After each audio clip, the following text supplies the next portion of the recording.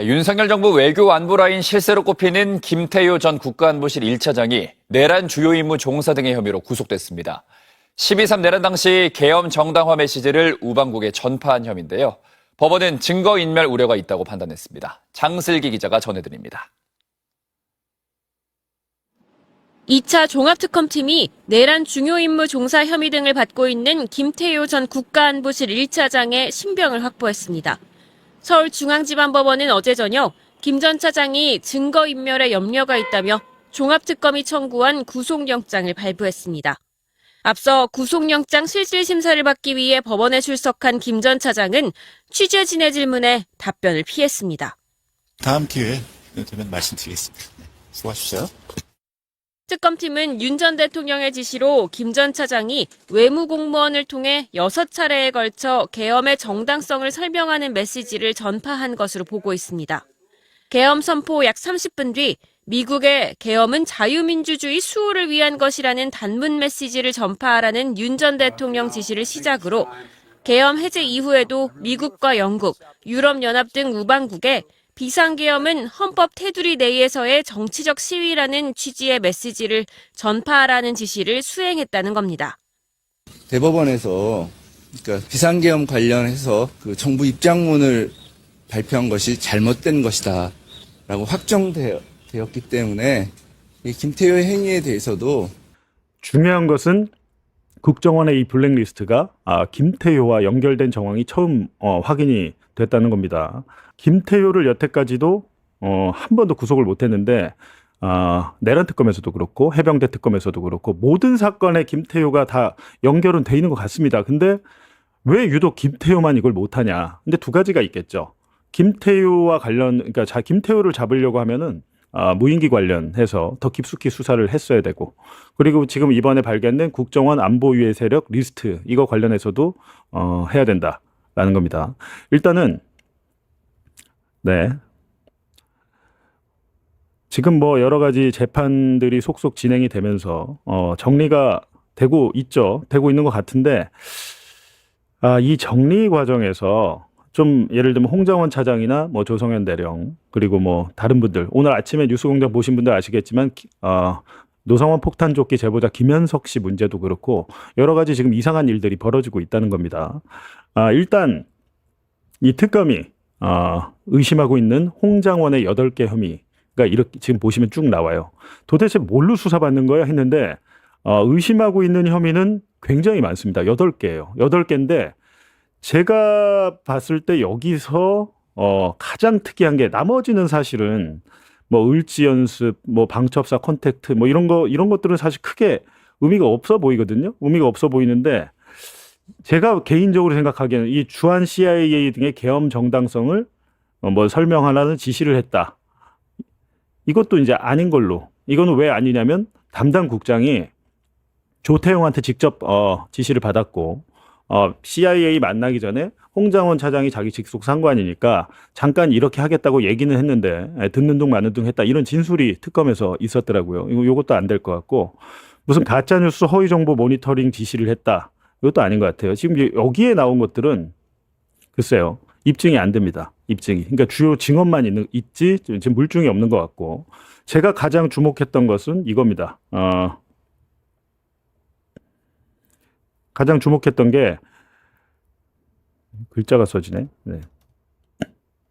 가장 주목했던 게 이른바 현안 TF 구성 지시다.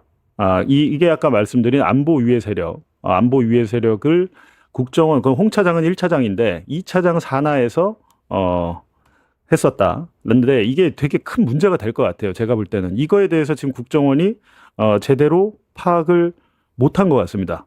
계엄 당일에 뭐 갑자기 만들어진 게 아니고 이거는 2024년 초부터 윤석열 정권 내내 그냥 있었던 것 같아요. 이게 있었는데 이게 처음 드러났는데 중요한 것은 이게 김태효에게 보고가 됐다는 겁니다.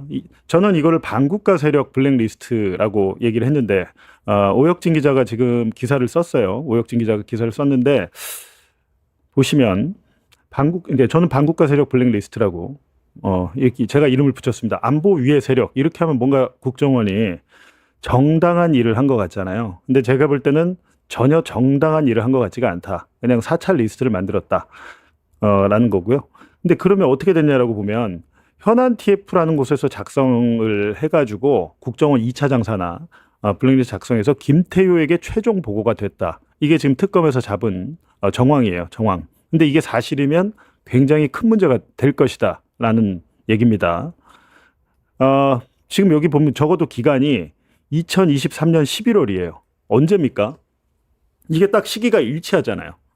2023년 11월경에 윤석열이가 사령관 3명을 바꿔버리죠. 곽종군, 여인영, 이진우, 수방사, 특전사 다 바꿔버려요. 방첩사까지. 왜? 이때부터 이제 내란을 실행하려고 전격적으로 착수를 한 거죠. 착수를 했는데 안보조사국 산하의 국정원도 그때 같이 움직인 정황이 지금 나온 거거든요. 안보조사국은 이제 2차장 산하에 있다고 했잖아요. 근데 이거는 홍 차장의 선배인 차장이 있었다고 하던데 거기에 현안 TF라는 이름을 설치를 했고, 근데 이때 문제는 뭐냐면 이 현안 TF를 운영했던 담당 책임관이 특검에 가가지고 그때는 이 현안 TF가 만들어진 게 홍장원 차장이 원장이 없어갖고 원장의 직무 대리를 하고 있었는데 이 현안 TF를 만들라고 한 게 홍장원 직무 대리였습니다. 이렇게 진술을 했대요. 근데 아마 이분은 지금 조태용 라인으로 분류가 되는 분이라 이 사람이 뭐 이렇게 얘기했다고 해서 이게 뭐 범죄가 입증되는 건 아니죠. 아주 뭐 3명 이상의 복수의 진술이 있다든지 여러 가지 조금 더 확인이 이 부분은 필요해 보이고, 그리고 나서 이 현안 TF에서 뭘 했냐면 안보 위해 세력 블랙리스트를 작성했다. 사실상 윤석열이 맨날 떠들었던 단어가 뭡니까? 종북 좌파 반국가 세력이었죠. 저도 반국가 세력. 저도 윤석열 정권 때 저같이 정권을 비판하는 언론을 반국가 세력이라고 낙인을 찍고 저희를 압수수색하고 이제 감옥에 넣으려고 하다가 뭐 불행인지 다행인지 제가 구속은 안 됐잖아요. 근데 이런 리스트를 국정원에서 만들었다. 근데 이게 예를 들면 뭐 간첩 활동을 하거나 이런 사람들에 대한 리스트는 상관이 없는데 이번에 이제 특검에서 확인한 것은 최재형 목사나 이런 소위 말하는 김건희나 윤석열에게 위협이 되는 사람들을 만들고 관리한 정황이 지금 확인이 된 겁니다. 그래서 이 최종 보고를 누구한테 했냐, 이게 중요하죠 지금. 예, 이게 굉장히 중요한데 지금 특검이 수사를 한 걸 보면 이건 참 잘했어요. 최종 보고를 김태효에게 했다. 이 얘기를 또 누가 했냐? 여기 지금 말은 이 현안 TF의 실무팀장이 이렇게 해서 최종 보고를 김태효에게 했습니다. 저희가 자료도 줬다는 거죠. 근데 이게 2024년 11월부터 아주 오랫동안 이루어졌다. 보고를 했다. 이 얘기를 한 겁니다. 이거 굉장히 중요한 내용이에요. 근데 김태효가 오늘 영장실질 심사를 받는데 지금 아마 실질 심사 내용 혐의에는 이게 빠진 것 같아요. 왜 빠졌을까요? 제가 볼 때는 가장 여기서 큰 문제는 이게 사건이 되려면 이게 블랙리스트가 있어야 돼요. 명단이. 근데 이거를 확보 못한 것 같습니다. 특검이. 이게 있어야 얘기가 되는 건데 이걸 확보를 못했다는 것은 국정원 내부에서 정권이 바뀌기 전에 이걸 삭제 폐기했을 가능성이 매우 높은데 국정원 자료는 지우고 싶어도 함부로 못 지우고 지웠다 하더라도 누가 언제 지웠는지를 알 수 있어요. 이 블랙리스트 이거를 확보하는 게 시급하고 지금 정권 바뀌었잖아요. 이종석 국정원장. 작년에 이거 관련해서 이종석 원장 정권 바뀌고 나서 감찰을 한 걸로 알고 있는데 그 결과가 지금 나오질 않고 있습니다. 알려지질 않고 있어요. 그리고 그 감찰을 제대로 못한 것 같습니다. 이거 찾아야 돼요. 이 블랙리스트 안보 위해 세력, 반국가 세력 리스트를 찾아야 이게 사건이 지금 최종 결과 보고를 받은 게 김태효이기 때문에 김태효는 누구한테 보고했을까요? 김태효는 윤석열한테 했겠죠. 그래서 윤석열이가 계엄 당일에 여인영이 홍장원에게 전화해서 체포 명단을 불러준 게 우연히 나온 게 아니에요. 평소에 이 사람들이 이렇게 블랙리스트를 작성해 놓고 거기서 엑기스만 1차로 제일 빨리 1차 체포 명단이겠죠. 2차, 3차, 4차 다 있었고 평소에 국정원이 이런 일을 했다라는 겁니다.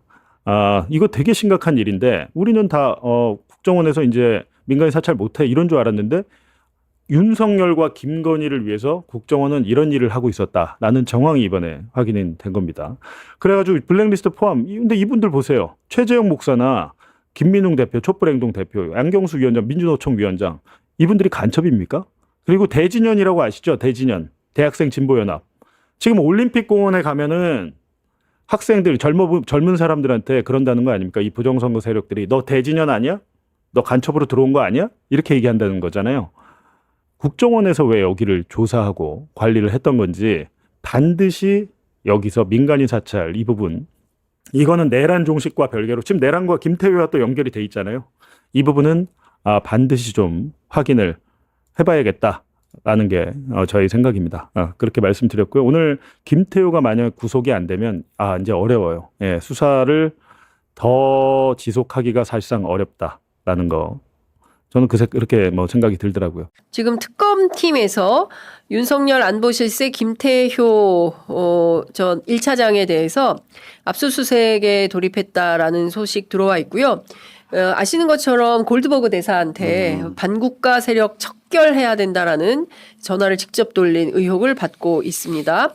2차 종합특검팀이 어제 김태효 전 국가안보실 1차장의 자택 해화동에 위치한 본인의 교수 연구실 등에 대한 압수수색 영장을 집행한 걸로 확인이 됐다라는 보도가 들어와 있습니다. 제일 이해가 안 되는 게 바로 김태효 부분이었어요. 네. 예.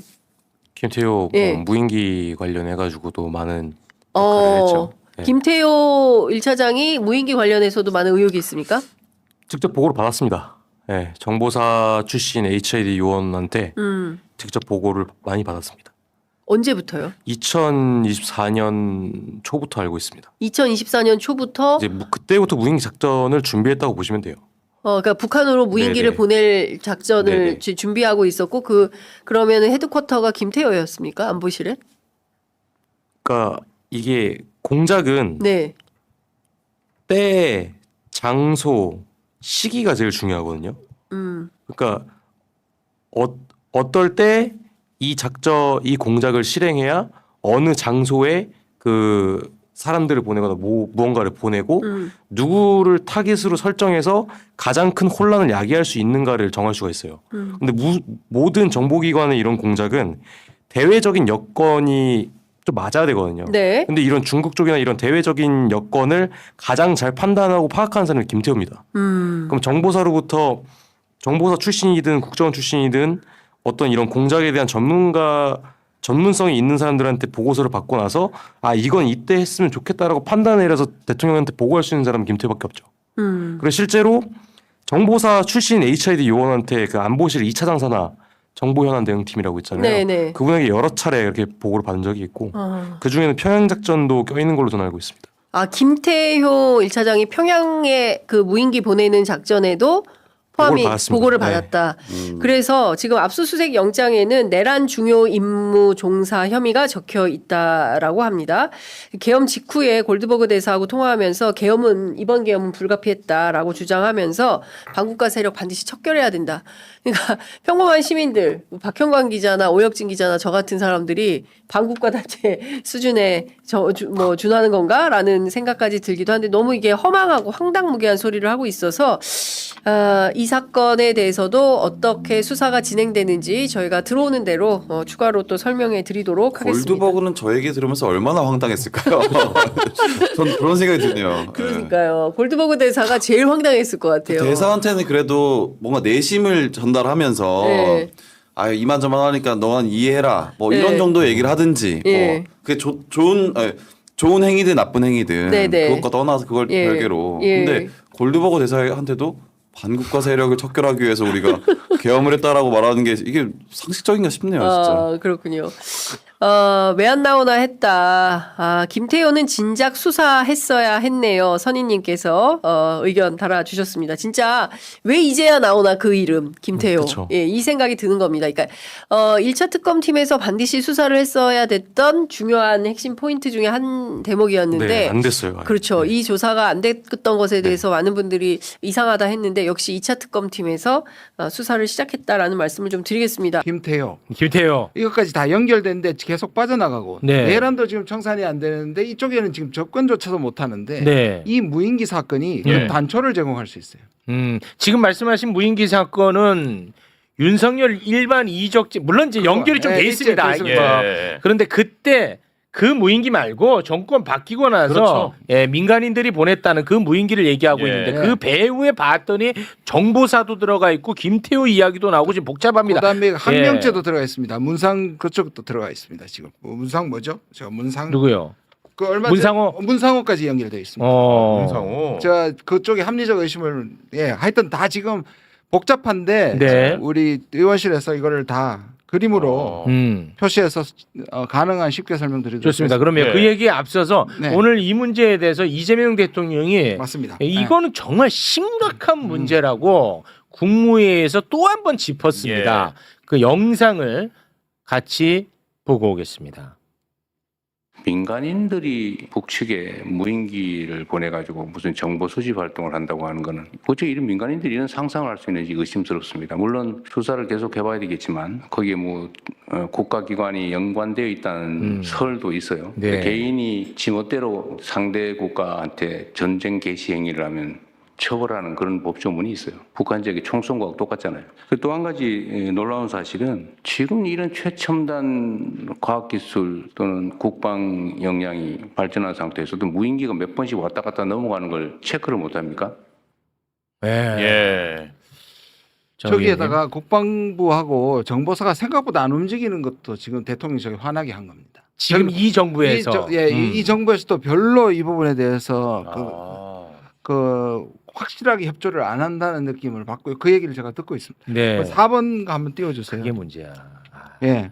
자, 저는 제2의 노상원이라고 보는데요. 제가 놈을 해가지고 만든 놈, 그 다음에 편든 놈, 그리고 날린 놈이 있습니다. 이 세 사람이 그 회사를 만듭니다. 그 에스텔 엔지니어링이라는 걸 만든 사람입니다. 네. 보시면 무인기 본체에 구입해가지고 만든 사람이 장모 씨입니다. 그죠?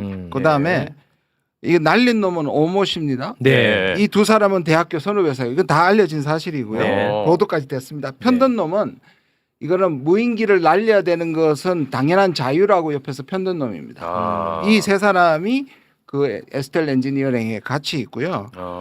자, 특히 오가 지금 보면 온 곳을 지금 다 쑤셔대는데요. 이 사람이 보수 성향의 청년 단체 회장 출신이고요. 맞아. 그다음에 쭉 보시면 거기고 정보사령부와 지원을 받아서 1,300만 원에 달하는 돈을 받았는데요.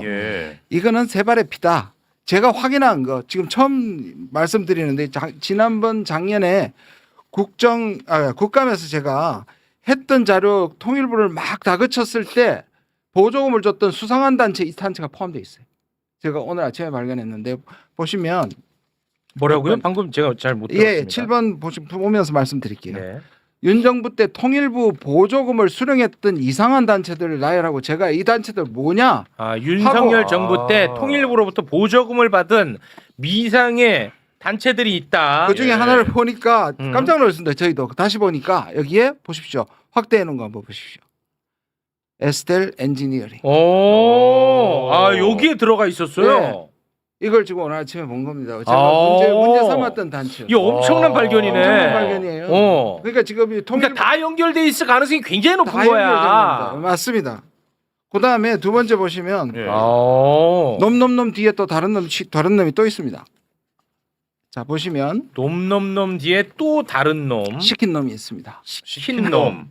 예, 보시면 자 우리가 그때 의심했잖아요. 그날의 내란의 날에 요 자료 없습니까? 놈 뒤에 또 다른 놈 시킨 놈 김태호라고 돼 있는 거. 5번입니다. 5번이라고 합니다. 5번 계속 돌려봐 그냥. 5번 나올 때까지 돌려.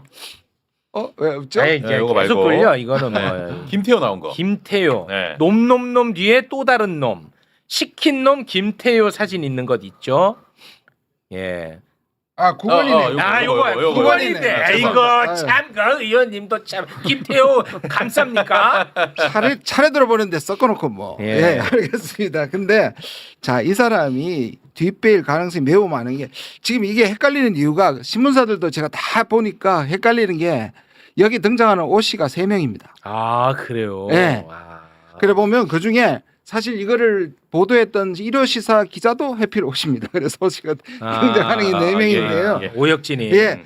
아까 말은 날린 놈도 오잖아요. 예, 그렇죠. 그렇죠. 근데 이 연결고리가 된 그래서 제가 연결한 놈이라고 해놨어요. 연결한 놈이 오중령이고요. HID 출신. 그리고 오대령도 있습니다. 오대령도 있고. 왼쪽에 보시면요. 그래서 여기서 정보사를 통해 가지고 또 이 김태효한테 보고를 하고요. 예. 아, 여기 이제 어제 저희가 다룬 내용이 들어가 있네. 예, 그렇습니다. 오대령이 예. 그 날린 놈 오모 씨로부터 북한 촬영 영상 10기가 이상 제공받음. 어제 저희가 다룬 내용이 여기 딱 들어가 있네요. 근데 지금 오중령을 얘기를 하지 않는데 이 사람이 더 큽니다. 이 사람이 자, 몇 번을 보시면 나오냐면요. 번호 정확하게 하세요. 6번을 보십시오. 6번이라고 합니다. 이 맞아요? 예, 6번입니다. 보시면 오중령이 국정원장 비서실에 근무하는 사람입니다. 비서실. 조태용이 저는 비서실도 관련 있다고 봅니다. 이 사람이 어디로 가느냐 하면 예. 1차장실로 갑니다. 안보실 1차장? 날짜를 보십시오. 2022년 8월에서 2023년 3월에 1차장실로 가서 김태효 밑에 갑니다. 야. 너무 이상한 게 그러니까 조태용이 밑에 있다가 김태우 밑으로 이동한다. 예, 근데 이 사람은 와. 중령이고 이쪽인데 김태효는 외교 비서관입니다. 그러니까 외교를 담당하는 1차장입니다. 그런데 2차장으로 가야 맞습니다. 그렇지. 2차장이 국방입니다. 그렇지. 근데 2차장이 이 밑으로 국방. 갑니다. 그리고 3개월에 보십시오. 김태효를 어디로 데려갑니까? 속초 HID. HID 방문합니다. 아. 이때 윤석열 방문 계획까지 된 겁니다. 야, 이거 되게 중요하다. 이게 중요하네. 그다음에 9월에 보십시오. 드론 사령부를 창설합니다. 창설해. 같은 날 에스텔 엔지니어링이 등기를 올립니다. 아, 그때 등기 올려? 예, 너무 이상하지 않아요? 이거 제일 중요하네. 머리는 네. 어디가?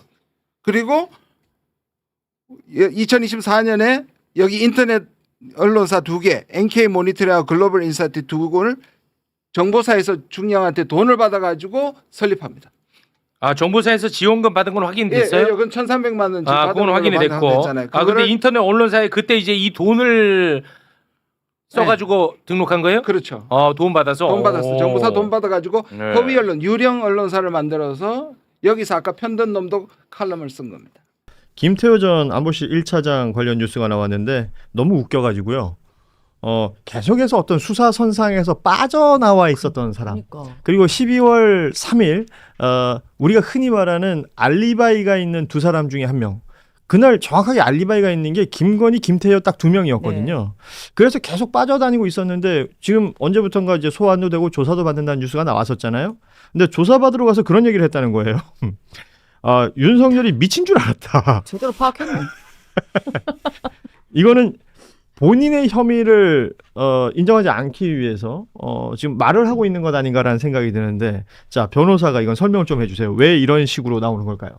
이게 본인은 거기에 따르지 않았다, 동조하지 않았다라는 그것을 남기기 위해 저런 진술을 한 거고, 사실 뭐 정치적 의도나 신념이 없다면 그 피고인 한 명으로서는 가장 현명한 선택 중 하나죠. 보세요. 지금 김태효 1차장이 받는 그 수사 내용은 뭐냐면, 계엄이 시작이 되었고 이 계엄이 정당하다는 것을 해외에 알리는 작업, 거기에 개입했다라는 부분 그렇죠. 아닙니까? 지시를 했다는 내용인데, 근데 나는 그거를 대통령한테 당시 윤석열로부터 지시를 받을 때 윤석열이 미친 줄 알았다라고 얘기한 거잖아요. 그럼 대통령한테 직접 가서 당신 미쳤어? 이렇게 얘기했으면 그 말이 신빙성이 있지. 그 네. 말 안 하고 꾹 참고 다 협조한 거 아니겠습니까? 그러니까 지금 네. 두 가지로 빠져나가려고 할 것 같아요. 나는 그거에 동의하지도 않았고 실무진들이 알아서 했다. 나의 관여를 최대한 줄이는 방어 방법이고, 만약에 그게 가담이라고 치더라도 나는 거기에 동의하지 않고 적극적으로 하지 않았기 때문에 형량을 줄여주세요라는 건데, 그러니까 이 사람의 옳고 그름 이런 걸 떠나서 변론 전략상으로는 선택할 수 있는 최선의 수를 선택한 거고, 아마 이제 신념을 지켰던 사람들과는 좀 다른, 어떻게 보면 조금 결과가 나오지 않을까 생각합니다. 윤석열 정부의 김태효 전 국가안보실 1차장이 구속 갈림길에 놓였습니다.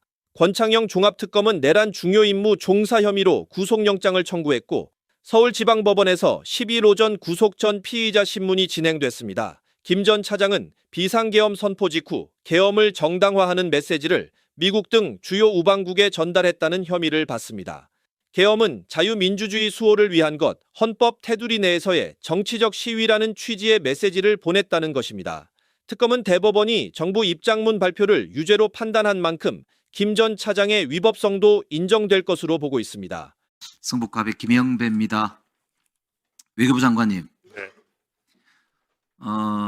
비상계엄 선포 이후에, 그러니까 12월 3일 이후 4일, 5일, 6일 외신 기자단이나 외교부 출입 기자단에게 보도자료 배포하신 거나 피지, 프레스 가이던스죠? 배포하신 게 있습니까? 제가 상세한 거 혹시 대변인이 있으면 대변인이 격하겠습니다. 장관이 직접 지시한 게 없으시다는 말씀이죠? 네. 미국하고 직접 통화를 처음 한 게 5일이라고 하셨죠? 그러니까 그전에는 당연히 통화가 아니고 골보 대사를 만났고요. 예. 6일 날 아침에 블링컨 장관. 5일이고요. 자, 그러면은 이차관 어디 계시죠? 이차관이 보도자료나 피지 내라고 지시하셨나요? 아닙니까? 정확하게 이야기를 하셔야 됩니다. 뭐에 관한 피지인지를. 그러니까 보도자료나 피지 낸 게 있냐고요. 내라고 지시한 게 있느냐 이 말이에요. 차관. 없죠? 유창호 부대변인 앞으로 좀 나와주세요. 시간 좀 잡아주세요.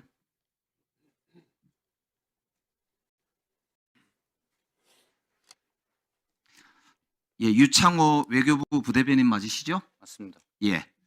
외교부 부대변인 오시기 전에 어디 계셨어요? 직책이? 바로 직전에는 외교부 본부에서 그 전에요? 그 전에는 그 대통령실에서 기획. 미래정책 비서관실인가요? 네, 맞습니다. 행정관으로 계셨던 모양이죠? 맞습니다. 유창호 부대변인이 외신 기자들한테 자료 보낸 게 있으십니까? 문답지 같은 형식으로? 정식으로 보낸 적은 없고요. 그럼 정식 아니고 보냈습니까? 네, 개인적으로 보냈습니다. 개인적으로. 그 자료를 누가 작성했습니까? 대통령실에서 작성을 한 걸로 알고 있습니다. 대통령실 어디로부터 자료를 받았습니까? 외신 비서관실? 비서관실에서 받았습니다. 행정관입니까? 비서관입니까? 이 자리에서 말씀 안 드리겠습니다. 좋습니다. 그러면 그 내용 중에 저런 내용이 있죠? 이번 비상계엄은 헌법주의자이자 자유민주주의 헌정질서를 누구보다 숭배하는 대한민국 대통령으로서 내린 결단이다. 맞습니까? 맞습니까? 대답해 보세요. 맞는 모양이죠? 자, 다음 페이지 넘겨보세요. 거기에 보면 헌정 질서 파괴라는 지적이 나온다라는 질문을 해놓고 뭐라고 했어요? 의원들의 국회 출입을 통제하지 않았다 등등등의 이야기가 나옵니다. 대통령의 입장을 그대로 쓴 거죠. 다음 페이지. 야당과 타협이 이루어져야 되지 않느냐 했더니 민주당의 입법 폭주를 통한 국정농단의 도가 지나치다. 45년 동안 이런 야당은 없었다. 라는 내용이 포함되어 있습니다. 맞죠? 그런 내용이 포함된 건 맞습니다. 이거를 누구의 지시를 받고 보냈습니까? 지시가 아니었습니다. 그러면은 대통령실로부터 그런 자료를 받은 사람이 지금 유창호 대변인, 부대변인 말고 또 있습니까? 없습니다. 그럼 그거를 지시를 안 받아도 그렇게 자료를 받아서 배포해야 되겠다는 생각을 왜 하신 거죠? 이에 대한 기자들의 질의가 있었고 그거에 대한 의문에 제가 자료를 받게 됐고. 이 배포한 시점이 언제입니까? 배포한 시점이 언제예요? 배포는 아니고요. 전달 일부 제가 아는 개인적으로 아는. 그러니까 언제냐고요? 12월 5일입니다. 5일 몇 시요? 몇 시입니까? 오후 정도 되는. 오후에 온 국민이 12월 4일 아침 새벽에 윤석열 대통령이 비상계엄을 해제 발표하는 걸 보고 그때로부터 무려 30시간 가까이 지난 시점, 그 시점에 지금 이걸 배포한 거거든요. 장관님, 이 지금 그 부대변인이 보낸 자료의 내용에 대해서 동의하십니까? 뭐 알지도 못하고 동의하지. 외교부의 공식 입장입니까? 아닙니다. 외교부 차관, 여기에 동의합니까? 자, 장관님, 이걸 어떻게 조치해야 된다고 생각하십니까? 이게 또 다른 쿠데타 아닙니까? 쿠데타에 동조하는, 그러니까 이게 내란죄에 동조하는 행위거든요. 지금 저기